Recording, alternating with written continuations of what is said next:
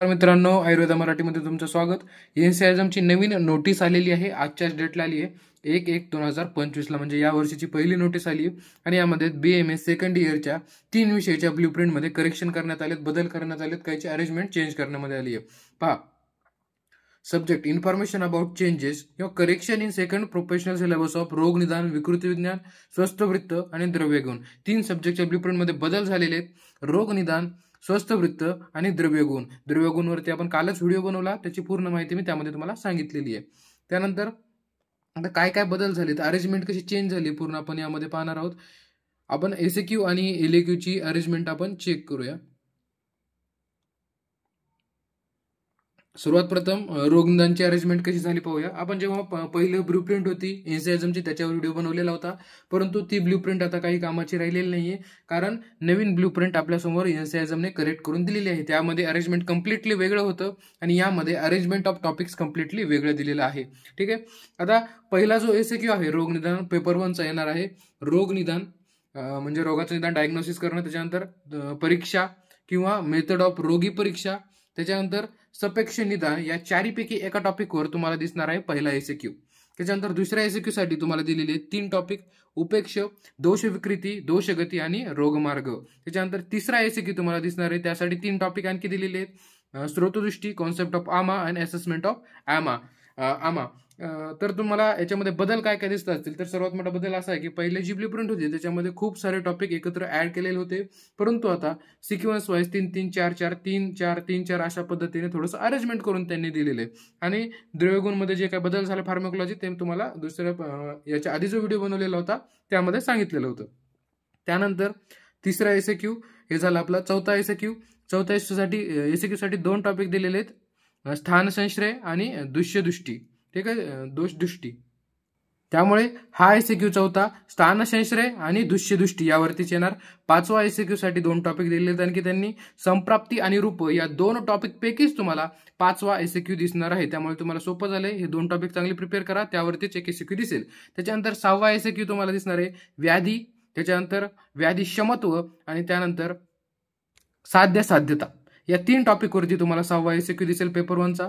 7व्या SAQ मध्ये तुम्हाला धातुपाक, त्याच्यानंतर व्याधी नामकरण, रोगी बलपरीक्षा, व्याधी बलपरीक्षा या टॉपिक्सवरती तुम्हाला 7वा एसएक्यू दिसणार आहे. आणि शेवटचा एसएक्यू तुम्हाला अष्टनिंदितय, त्याच्यानंतर किंवा एंडोक्राइन डिसऑर्डर्स, त्याच्यानंतर जनपद ध्वंस विकार किंवा मग निदान नार्थकार व्याधी यावरती तुम्हाला दिसणार आहे. आपण याच टॉपिकला काय म्हणतो, पुढे दिलेले व्याधी शंकर याच्यापैकीच तुम्हाला क्वेश्चन दिसणार आहे. थोडंसं अरेंजमेंट चेंज केले. आधी तुम्हाला अरेंजमेंटमध्ये थोडेसे जास्त टॉपिक दिसत होते, वेगवेगळे दिसत होते, कोणताही टॉपिक खालीवर केलेला होता, परंतु ते सिलेबसच्या सिक्वेन्सनुसार तिथे थोडं अरेंजमेंट करून तुम्हाला दिलेलं आहे. त्याच्यानंतर एलक्यू वरती परीक्षा, पहिला एलक्यू कशावरती येईल, परीक्षा, मेथड ऑफ रोगी परीक्षा, सपेक्ष निदान आणि त्यानंतर दुसरा एलक्यू. या 3 पैकीच तुम्हाला पहिला एलक्यू दिसणार आहे, परीक्षा, मेथड ऑफ रोगी परीक्षा, सपेक्ष निदान. आणि दुसरा एलक्यू तुम्हाला कशावर दिसणार आहे, दोष विकृती, दोषगती आणि रोगमार्ग, त्याच्यानंतर स्तोत्रदृष्टी, त्याच्यानंतर कन्सेप्ट ऑफ आमा यावरती तुम्हाला दिसणार आहे दुसरा एलक्यू. त्याच्यानंतर तिसरा एलक्यू स्थान संश्रय, दृश्यदृष्टी, संप्राप्ती आणि रूप या 4 पैकी एका टॉपिकवर तुम्हाला एलक्यू दिसेल. ठीक आहे. तुम्हाला एसएक्यू मध्ये सुद्धा हे टॉपिक होते, परंतु ते वेगळ्या अरेंजमेंटने होते, परंतु इथे या 4 पैकीच एक तुम्हाला एलक्यू दिसेल. एक तर संप्राप्तीवरती, रूपवरती, दृश्यदृष्टी किंवा स्थान संश्रयवरती दिसणार आहे. त्यानंतर पुढे चौथा एलक्यू व्याधी क्षमत्व आणि धातुपाक यापैकीच एक तुम्हाला एलक्यू दिसणार आहे पेपर 1 मध्ये रोगनिदानच्या. त्याच्यानंतर रोगनिदान पेपर 2, रोगनिदान पेपर 2 यामध्ये तुम्हाला एमसीक्यू मध्ये काय फेरबदल दिसतील. एमसीक्यूचं तुम्हाला आता सांगत नाही, कारण व्हिडिओ खूप मोठा होईल. सध्या आपण एसएक्यू मध्ये काय काय अरेंजमेंट मध्ये चेंज झालेत पाहूया. अरेंजमेंट मध्ये पहिला जो एसएक्यू तुम्हाला दिसणार आहे पेपर 2 मध्ये खूप सारे व्याधी आहेत, त्यामुळे इथे तुम्हाला थोडंसं कंटेंट तुम्हाला जास्त असणारच आहे. अग्निमांद्य, मग त्याच्यामध्ये सर्वच झाले, अजीर्ण, अनाह, आदमान, आटोप हे सर्व पहिल्या एसएक्यू मध्ये असेल. आम्लपित्त, शूल, अतिसार प्रवाहिका, ग्रहणी, विसूचिका, आलसक, विलंबिका, मूत्रकृच्छिका,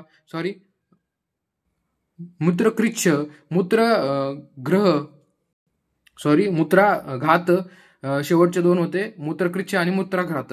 ठीक आहे. या 10 टॉपिक वरूनच तुम्हाला पहिला LAQ दिसणार आहे. 10 म्हणजे खूप सारे आहेत ते, पण त्यामधूनच तुम्हाला दिसणार आहे. दुसरा जो तुम्हाला SAQ आहे तो श्वास कास ज्वर पांडू यामधून दिसणार आहे. त्याच्यानंतर तिसरा रक्तपित्त शोथ कामला उदर या चारीपैकी एकावरती तुम्हाला SAQ दिसेल. तुम्हाला याचे प्रकार विचारले जातील किंवा पूर्वरूप विचारले जातील किंवा हेतू विचारले जाऊ शकतात डायरेक्टली.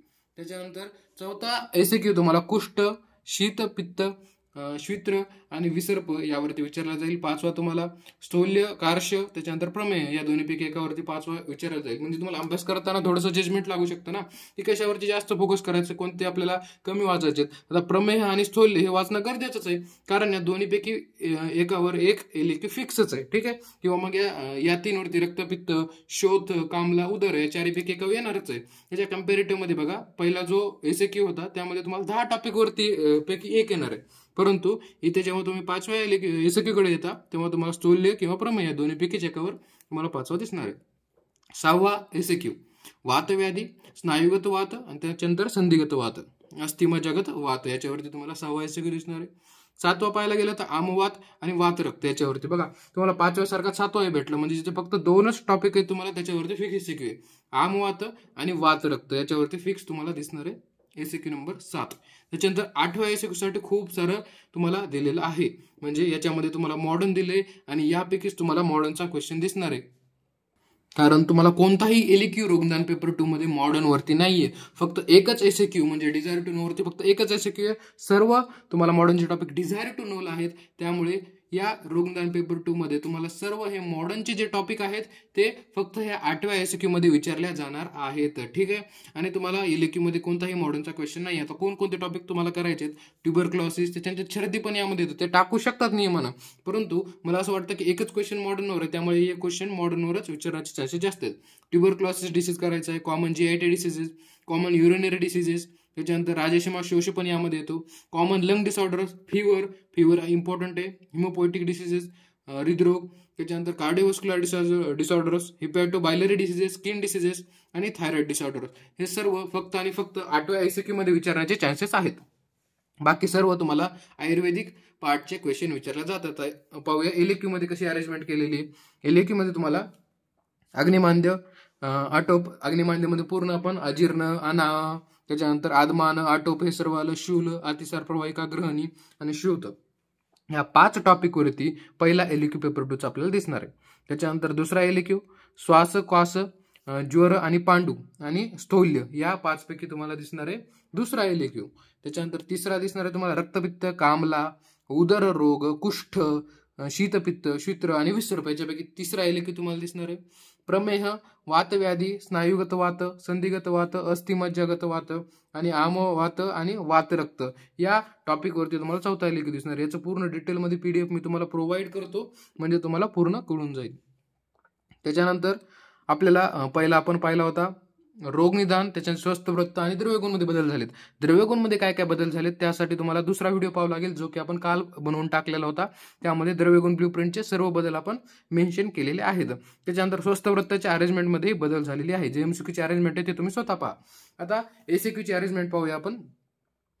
स्वस्थ वृत्त त्यावरती पहिला तुम्हाला SAQ दिसेल स्वास्थ्य आणि स्वास्थ्यावरती सोपा, हेल्दी लाईफस्टाईल म्हणजे दिनचर्यावरती दुसरा, तिसरा रात्रीचर्या, त्याच्यानंतर रोगानुत्पादनीय, त्याच्यानंतर सदवृत्त, त्याच्यानंतर 6वा दिसेल रसायनाफार स्वस्त, 7वा दिसेल तुम्हाला आहारावरती आणि 8वा दिसेल तुम्हाला नॅचरलपॅथी म्हणजे निसर्गोपचार.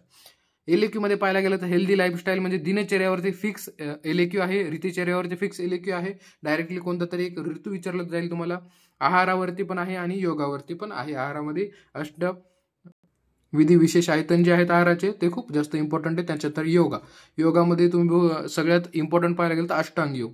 त्याच्यानंतर पेपर 2 मध्ये त्यांनी दिलेत काय काय बदल झाले, तर त्यामध्ये MCQ चे बदल तुम्ही PDF दिल्यानंतर पाहाल. शॉर्ट क्वेश्चन मध्ये काय काय दिलेत म्हणजे SAQ मध्ये डिझास्टर मॅनेजमेंट याच्यामध्ये काही बदल झाले तुम्हाला मी सांगतो. पहिल्या ब्ल्यूप्रिंट मध्ये याच्यामध्ये काय फरक आहे. ठीक आहे. डिझास्टर मॅनेजमेंट आले, पहिला SAQ, दुसरा ऑक्युपेशनल हेल्थ आलाय, तिसरा स्कूल हेल्थ अँड सर्व्हिसेस आलाय, चौथा डिसइन्फेक्शन आलेला आहे. डिसइन्फेक्शन पहिले जी ब्ल्यूप्रिंट दिलेली होती त्यामध्ये नव्हता, परंतु जेव्हा आता करेक्ट होऊन आलाय डिसइन्फेक्शन हा SAQ ला तुम्हाला परफेक्ट म्हणजे कंपल्सरी आलेला आहे. त्याच्यानंतर World Health Organization and international health agencies ह्या एजन्सीज आहेत, याविषयी पहिल्या ब्ल्यूप्रिंटमध्ये क्वेश्चन नव्हता SAQ ला, परंतु आता यावरती फिक्स SAQ दिलेला आहे. त्याच्यानंतर 6वा जो प्रश्न आहे फॅमिली वेलफेअर प्रोग्राम, हा पहिल्यामध्ये होता आणि आतामध्ये प्रिव्हेंटिव्ह जेरेट्रिक्स म्हणजे जराविज्ञान याच्यावर पहिलेही होता आणि आता आहे, आणि आणखी एक वाढलाय हेल्थ ऍडमिनिस्ट्रेशन, यावरती SAQ वाढलेला आहे. 3 बदल केले त्यांनी SAQ मध्ये. पहिला काय केलेला आहे त्यांनी, डिसइन्फेक्शन वाढवलंय, WHO वाढवलंय आणि हेल्थ ऍडमिनिस्ट्रेशन वाढवलेलं आहे. कट काय काय केलं त्यांनी, जनपद ध्वंस SAQ मधून पूर्ण कट करून टाकलेला आहे. त्याच्यानंतर त्यांनी इन्व्हायरमेंटल हेल्थ इथून कट करून टाकलेला आहे, आणि mother and child health care नावाचा टॉपिक होता तोही इथून SAQ मधून उडून टाकलेला आहे. त्यामुळे स्पेसिफिक टॉपिक दिलेत ते आता तुम्हाला प्रिपेअर करावं लागेल. एक्झामच्या खूप आता जी नवीन बॅचची एक्झाम आहे त्या एक्झामच्या खूप 20-25 दिवस आधीच हा बदल झाला, त्यामुळे थोडंसं अवघड होऊ शकतं. काही जणांनी आधी प्रिपेअर केले, परंतु आता ही वेळ आहे, एवढे टॉपिक्स तुम्हाला प्रिपेअर करावेच लागतील. त्याच्यानंतर आता LAQ मध्ये जनपद ध्वंस वाढवलेलं. पहिल्यामध्ये काय होतं, LAQ मध्ये जनपद ध्वंस होता आणि SAQ मध्ये पण होता. आता फक्त आणि फक्त LAQ मध्ये दिला आहे, म्हणजे मोस्ट चान्सेस बनतात की पहिला LAQ जनपद ध्वंसवरच येईल, नियमानं मारकव्याधीवरही येऊ शकतो. त्याच्यानंतर इन्व्हायरमेंटल हेल्थ, आधीच्या ब्ल्यूप्रिंटमध्ये इन्व्हायरमेंटल हेल्थ SAQ मध्ये होता, LAQ मध्ये होता, आता फक्त LAQ मध्ये आहे. मग याच्यामध्ये सॉलिड, वॉटर, एअर हे सगळं पोल्युशन यामध्ये येतं. त्याच्यानंतर PHC प्रायमरी हेल्थ केअर यावरती तुम्हाला LAQ दिसणार आहे. एकदम सोपा क्वेश्चन तुम्हाला. आणि नॅशनल हेल्थ प्रोग्राम्स देखील आहेत, ज्या एड्स विषयी, ट्युबरक्लोसिस विषयी, लेप्रेसी विषयी जे काही प्रोग्राम्स आहेत त्यावरती तुम्हाला शेवटचा LAQ विचारला जाणार. ही PDF याची मी लिंक आपल्या डिस्क्रिप्शन बॉक्समध्ये देतो, आणि तुम्हाला एक जी ओल्ड सेकंड इयरचा ग्रुप असेल व्हॉट्सअपचा त्याची लिंकही देईल, त्यालाही तुम्ही जॉईन होऊ शकता, किंवा तुम्ही न्यू सेकंड इयरला असाल त्याची लिंक मी या डिस्क्रिप्शन बॉक्समध्ये देईल, तुम्ही व्हॉट्सअपला जॉईन होऊ शकता, तिथे हा PDF मिळेल, किंवा याची लिंक डायरेक्टली PDFची मी तुम्हाला या डिस्क्रिप्शन बॉक्समध्ये देत आहे. ठीक आहे, थँक्यू व्हेरी मच.